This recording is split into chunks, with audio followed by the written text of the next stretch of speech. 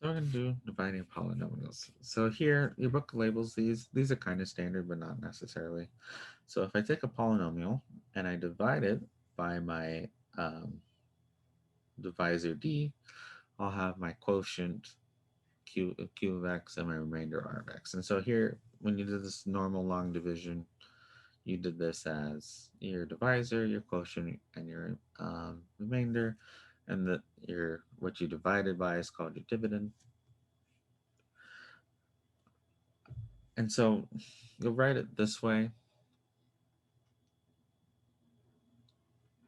and I'll kind of show you how your book wants it. Um, yeah, there's two ways of writing this, and I'll show you both. That way you can type it in the computer correctly. All right, so here, long division, I didn't actually have, it's not actually a function to draw it that way, so I just kind of made one. Um, so if you forgot how to do this, let me remind you real quick. So what you do here is, it's kind of like normal long division. So here, if I had 4 divided by 8, 7, 6, 2, 1. If I were doing this, I just say how many times does 4 go into 8? That's 2. And so that'd be 8 minus 8 gives me 0. How many times 4 go into this would be 1. This would be drop down. So I drop down to 7. This would be 1. All right, so minus 4. And I get 3, 36. How many times that go into 36? Well, that's 9. That gives me 36 even, so that's 0. So I get 2, goes into 0 to 0 times, so that's none. And then here I drop down the 1. How many does it go into 21? Well, that is indeed 5. Um, so that's 20. I have 1, so that's remainder of 1. So that's what you did for long division way back in the day. All right, is that what we're going to be doing? No. Oh, yeah, so we're going to do that. Just we're going to do it with, you don't need this. Whoop, I wrote this all in the wrong layer. Okay, we're going to just have to back up, back up, back up, back up, back up, back up, back up, back up, back up, back up, back up, back up. There we go. All right, so we're going to do the same thing here. Just instead of digits, we're going to have terms, and we're going to be removing terms. And so here, I have x, and I want to get rid of x minus 4. And so what do I do here is I say, okay, I need to multiply this by 6x. Because if I multiply this by 6x, I'll get rid of this term, right? And that's my goal. So here, so 6x times x minus 4. Well, 6x times x minus 4 is minus 6x squared minus, in this case, I'll have 24x. So here I take 6x and I multiply it by this, and I get 6x squared minus 24x. We minus that out and see what we get. I don't need it this big anymore. Right. So what do I get? Here I get 0 by design. Right. I get a 0 term by design. And then here I get negative 26 minus minus and 24. So it'll be plus 24. So that'll be minus 2x here. Okay. Now I have this negative 2x. How do I get rid of this negative 2x? Well, here I multiply this by negative 2. So here I get minus 2. Go ahead and drop down the 12. So here I have the negative 2. So here I'll have minus 2x plus 8. And then I minus that across. So negative 2x minus 2x is 0 by design. And then 12 minus 8 is 4. And so here I have remainder 4. So there's two ways of writing this, depending on how your book wants it. You can write it this way, right? This way. And so if it asks for the individual elements, it's asking it for this way. I can write this as 6x squared minus 26x plus 12 is equal to x minus 4. Here we'll have 6x minus 2 and then plus 4. Okay, and so all of this is my p of x. This right here is my divisor. This was my dividend. This is my q of x, or my quotient, and this right here is my remainder, or r of x. Okay. Another way I've seen it done and seen it written, and every now and then your book homework asks for it this way, but not often, is I see 26x plus 12 over x minus 4 is equal to 6x minus 2 plus 4 over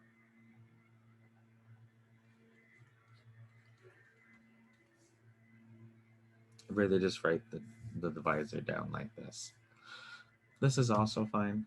Both of these are 100% fine. So I think most of your homework problems I set up for you is just it'll ask you for the q of x and the r of x as two separate lines, and you just type those in. Okay. All right, so let's do this one. This one's a little bit more. Draw a line so I don't cross over. This one's a little bit more rough to do, but you just follow the same process. So here we have 8x to the 4th plus 6. I'm going to do something that might seem a little bit strange. When I do this, I always plug in my 0x cubed term. And you're like, where that came from? Well, I have 0x cubes, right? So, and I like to plug in my holes because that way I make sure I'm dropping the right terms for the right terms. And this will make sense, make even more sense when I do the synthetic part. Hi, I didn't leave myself any room for my quotient. The joys of Photoshop, right? Look, now I have plenty of room to write my quotient up top. All right, so here we're going to do the same process here. I need to get this to 8x to the 4th, so I'm going to multiply by 4x squared. So if I multiply this by 4x squared, I'm going to get 8x to the 4th. Negative x times 4x squared is minus 4x cubed. And then 2 times 8x squared would be plus 8x squared, minus that out. And so here we're going to minus this out. I get 0 by design. Here I get minus 4x cubed. And this is why I put the 0 in here. It reminds, oh, minus a minus will give me a plus, sorry. It reminds me to keep, it's kind of like you have your 10 unit and your 100 units all in the same spot. Here I need have my x squared, my x squares, my x cubes, my x4 all in the same kind of column. Just makes life easier. So if I don't have one, I plug in a 0. Here, this minus this will give me minus 2x squared. Okay, and then I'm going to just pull down this negative 3x term. Just going to pull this down. Just drop that down. Okay. And then here, I'm going to get rid of this 4x. And so I'm going to add plus 2x. So 2x here becomes 4x squared, or 4x cubed. So this becomes that. Minus 2x, so this becomes negative 2x squared plus 4x. So if I make 2x times it by this, I get this, minus it across. This is 0 by design. This ended up being 0, so that's nice. This ends up being minus 7x. I drop down my 1. So dropping down the 1 plus 1. And notice here that the power of what I have left is less than the power which I'm dividing by, so you're done. So the remainder, once the remainder is a smaller degree than the divisor,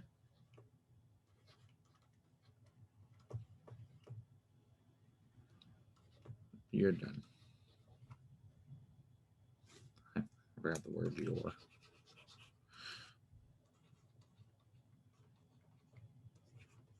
You're done. Okay, so you keep doing this until this degree is less than that, and I can just put the remainder up here. So this is your remainder of 7x plus 1, and you can write it here. You have your divisor, your dividend, your quotient, and your remainder. Or you could write it out like this or like this. It doesn't really matter. So I'll give you guys a second to write that down. This is one of those things that if you've seen before, you know how to do it. And if you haven't seen before, you kind of just need to do it in order to figure it out. It's like, has anyone ever tied a bow tie? Um, when you watch the YouTube videos, every step makes sense until the last steps. And it's like you just poke it through the hole and then you mess with it. And that's literally the best way to describe it because everyone describes it that way. But you sit there, wait, you go, wait, what?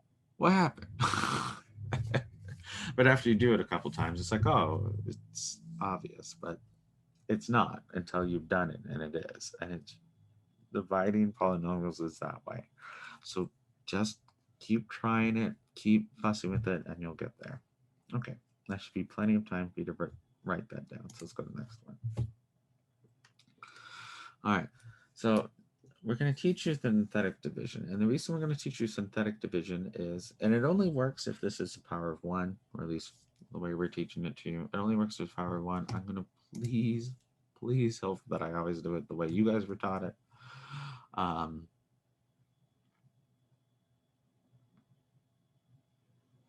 Not the way I was taught.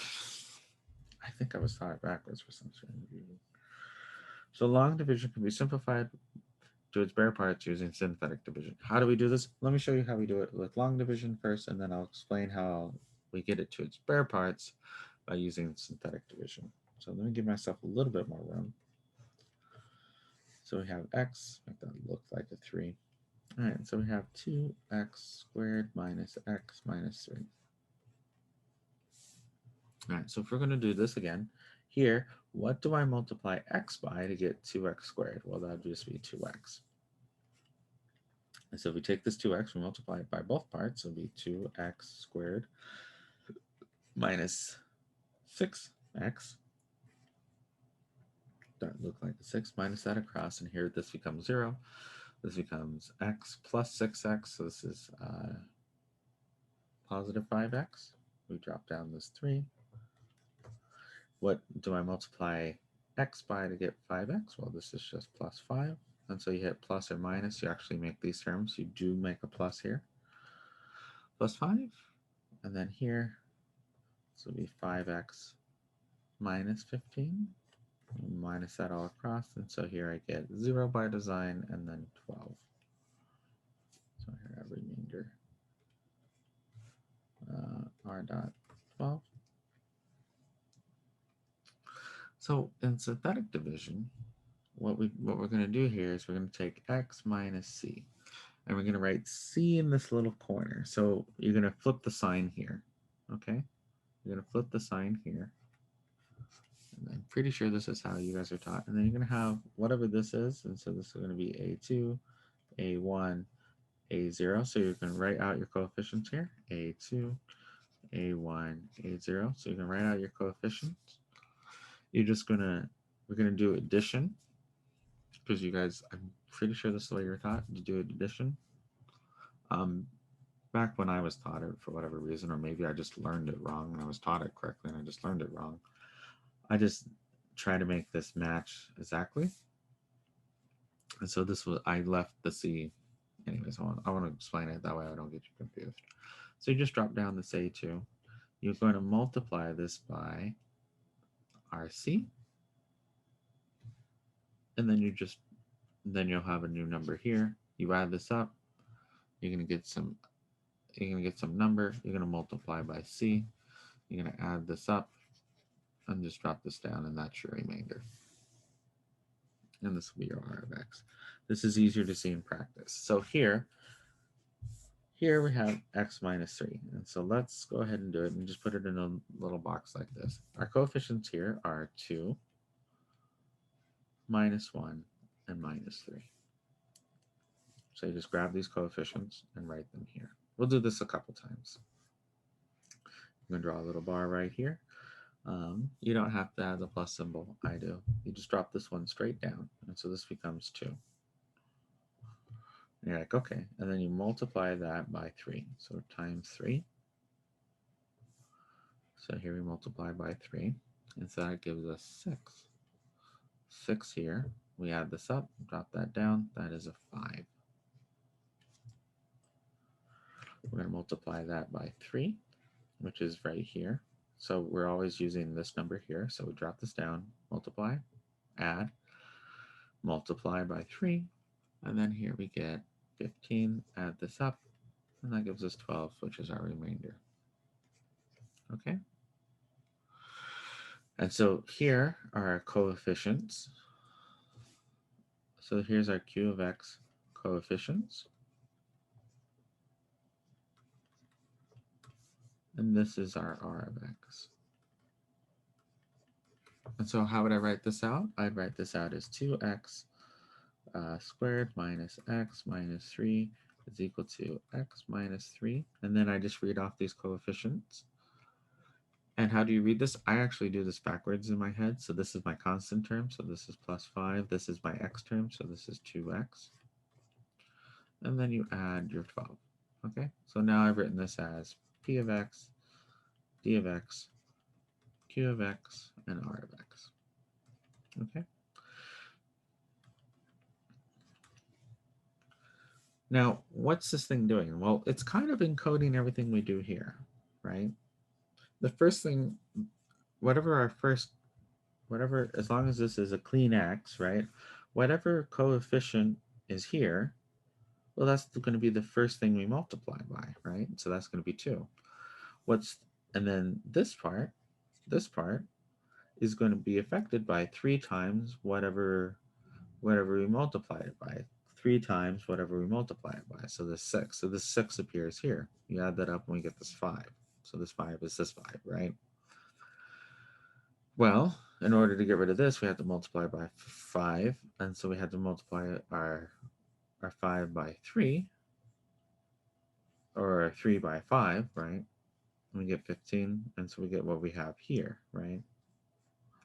And so it just kind of encodes this into a much, much faster way. And so you can kind of just run through this faster. Let me do another example. So here we negate this, and so this is 3 again. Here our coefficients are 2 minus 7. There is no x term, so you do have to put in a 0. Please notice here there's technically a plus 0x term. So plug in the 0. If you don't put in the 0, you'll get it wrong. Go across. And now we're just going to do division. So here we just drop this down, becomes 2, multiply by 3. So that gives us 6. Add this up, I get negative 1. Multiply by 3 is minus 3. Add this up, I get minus 3. Multiply by negative 3, I get minus 9. Add this up and I get negative 4. Okay. Now, let's go ahead and write this out. And so here, I'm just going to write what my Q of X is. My Q of X here, and I do this backwards, is minus 3. Oops, minus 3. This will be minus x, and this will be plus 2x squared. Okay, so I say this is my constant term, this is my x term, this is my x squared term. If you had more terms after that, it'd be your x to the third, fourth, and all that. So that's what my Q of X equals. My R of X here is negative 4. Okay. All right. So do me a favor. I know I can't see you guys doing this. Go ahead and give this one a try. So here we'll have 4. I'll put in the 0, just get you ready. Minus 3 and 2. Give this one a try. Because if I do all these for you and you just watch me do them, it's like, oh, this doesn't look that bad. And if you don't ever try one, you're not ever going to miss what you're missing, if that makes sense. So give it a try. And I am going to see if I can't show you how to type something into Wolfram Alpha. But I do need to fuss with it for a second to give it to me the way I want it. So I'm going to type in A into Wolfram Alpha to give B a try. And once you have the Q of X, go ahead and type that into chat for me. All right, so 2x. See if I can get this to feed me what I want.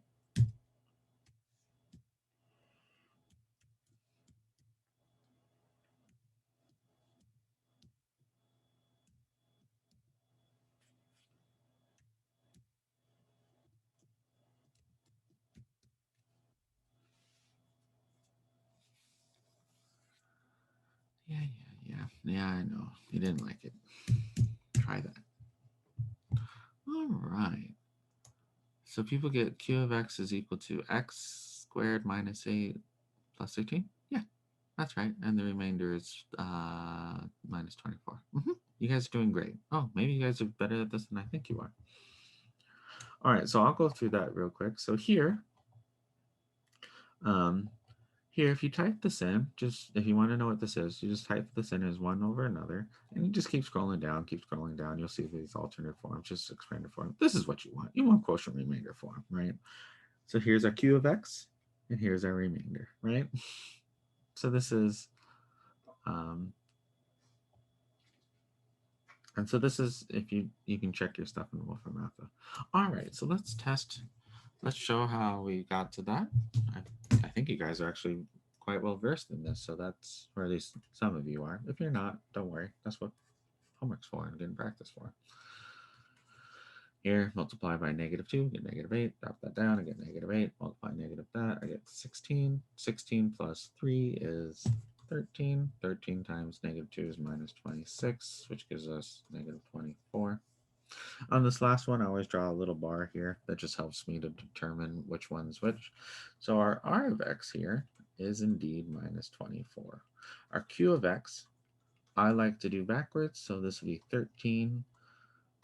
So positive 13 minus 8x plus 8x squared, 4x squared, which is what you guys got. And that's it. Okay, I'll let you guys write that down if you didn't already have it. Where did I get the -2 from? Here it's x minus a -2. And so I just grab this and put it in the box. I don't know if I explained that before, but let me be clear on that.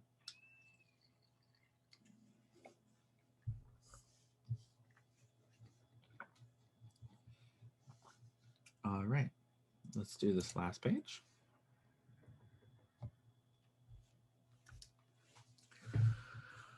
All right, so if a polynomial is divided by x minus c, the remainder is the remainder. The remainder is the value if you plug it in c, and also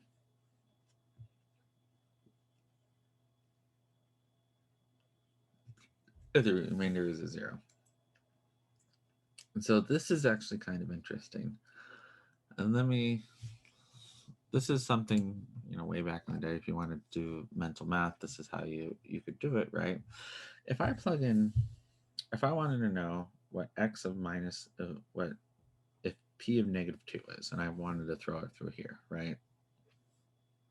And the reason I did it as 2 is because it gave me something to plug in that I actually could calculate, right? So here, find the remainder of -2. So here if I have -2 and I plug it through this, I'm going to have 3, 5, -4, 7, and 3, right? Those are my coefficients. No. These are not my coefficients.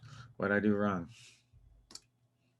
It's 3, 5, 4, 0, 7, and 3. There's no x squared term here, so you do have to plug in that 0. All right, so here if I just did this remainder, it would be 3 times -2 would be -6. Add that up, I get -1 times -2 is +2. Add that.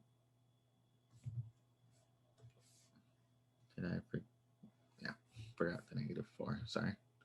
Thank you. Where did you get the name for?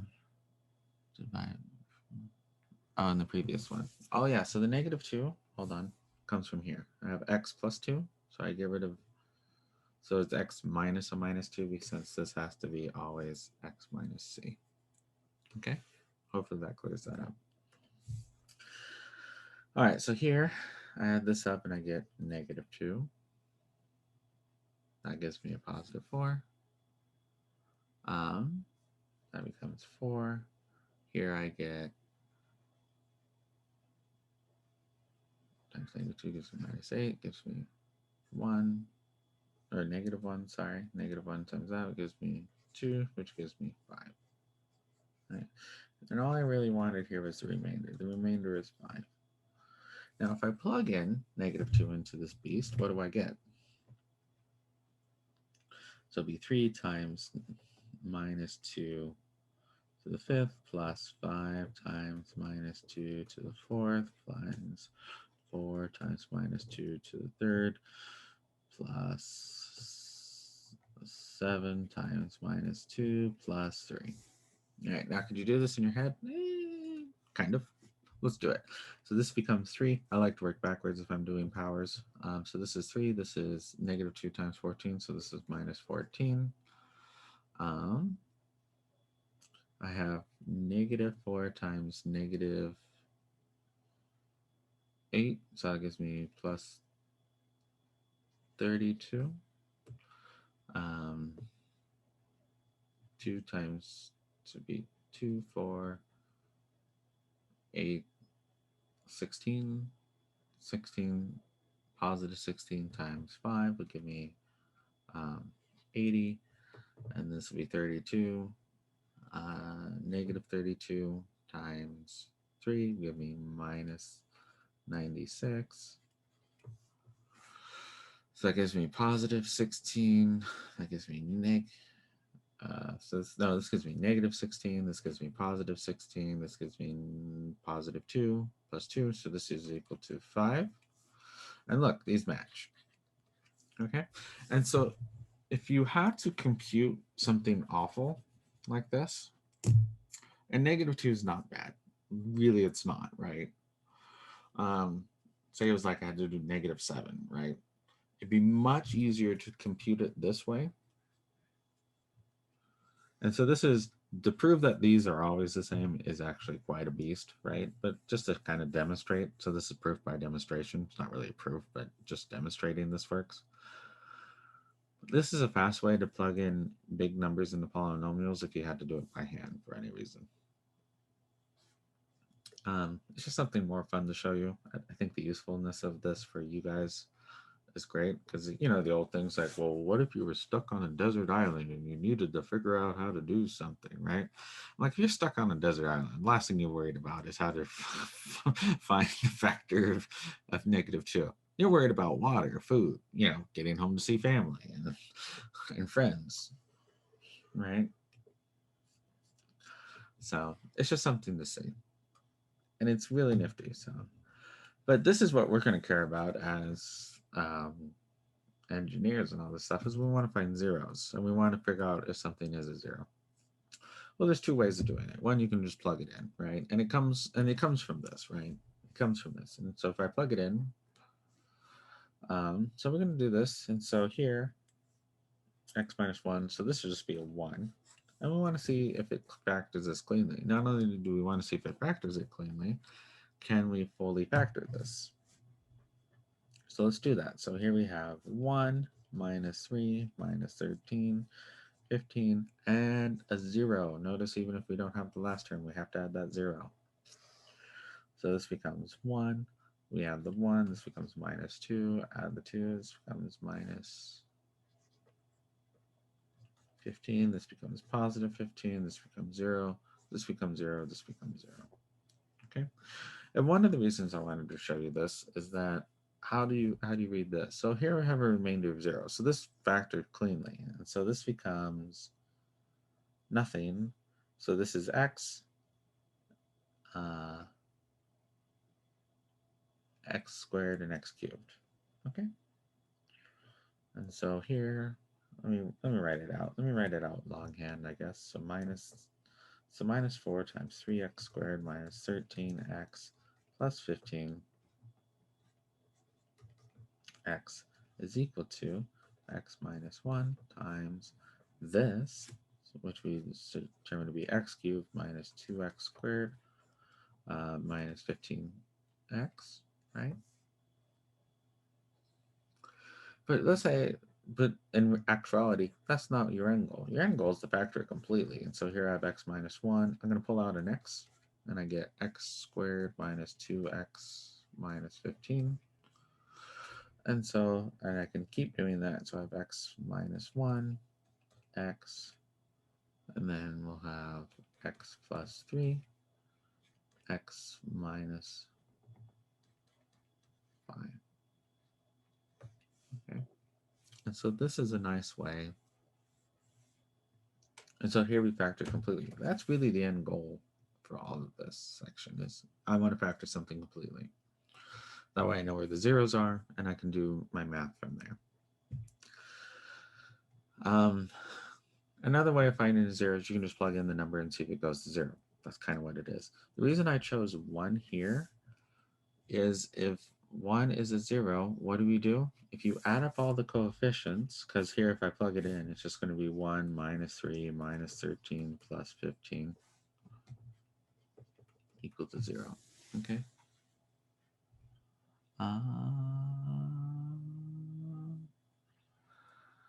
Did I miss something? Isn't that in the left equation? This one? Oh. Oh, you're right. That should be, thank you. Cute. Sorry. Thank you about that. So here, this factors completely into this. Now, the reason I wanted to show you by plugging in, if you ever want to know if 1's a 0, add up the coefficients. And notice how all these coefficients will add. So this is negative 16, this is adds to 0. If the coefficients add to 0, and sometimes you can eyeball that, 1 is a 0, or x minus 1 is a 0. Or is a factor and 1 is a 0. And that's just another quick way of seeing a 0. So if there's always an x, so here there's two things I want you to just kind of discern visually, right? Here there's an x in every term. Therefore, 0 is a 0, right? Or x factors cleanly out. Here, these coefficients add up to be 0, right? If the coefficients add, x minus 1 is a 0, okay? And so those are two quick ways you can look at one and